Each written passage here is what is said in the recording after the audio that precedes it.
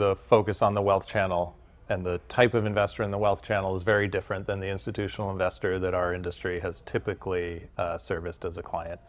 They have different needs from what they need out of a structure in terms of balancing and a level of liquidity for their portfolios. The other is administrative, in that drawdown funds or typical capital call funds are very hard in the retail or wealth channel world to manage for them and sort of manage that cash while they're waiting for it to be called. So I think there is a fundamental structure reason that it just works better for the wealth channel.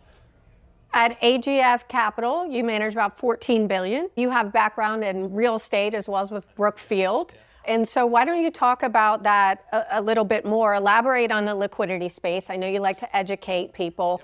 Why is that the liquidity piece so important for investors to be aware of? It's one of the, I'll call it conflicts in servicing the wealth channel with Evergreen funds is there is a perception that the liquidity is always going to be there for them to redeem their funds. But we always have this mismatch of the real estate asset below or the private equity asset below is not as liquid as the fund's terms are.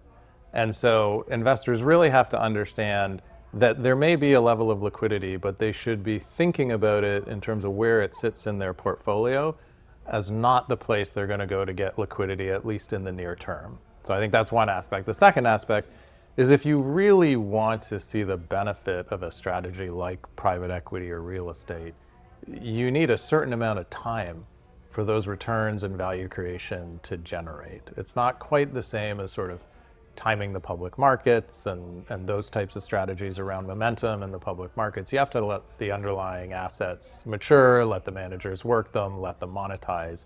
And so if you're coming in and out too quickly, you're not going to get the benefit of the underlying character. So you want to make sure you have a longer term horizon.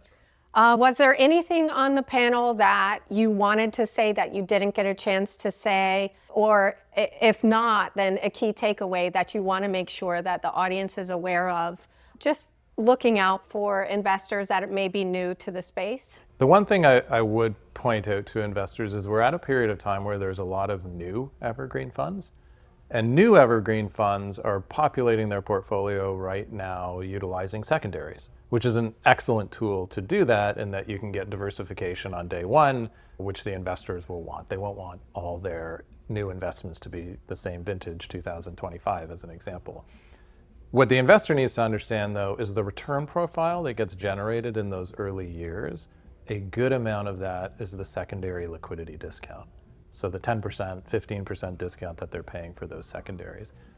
If that fund is a private equity fund, as it gets larger, the return attribution to the discounts will not move the needle as much because the fund is so large. And so what will happen is it will generally revert to private equity type returns, which is a very different return profile than the secondaries market where you get the discount return. And so if you're looking at track records that are relatively short term, just be aware of what's in that portfolio and how those returns are generated. Because you don't want to be disappointed if what looked like a 15% return is not really a consistent 15% return. Yeah.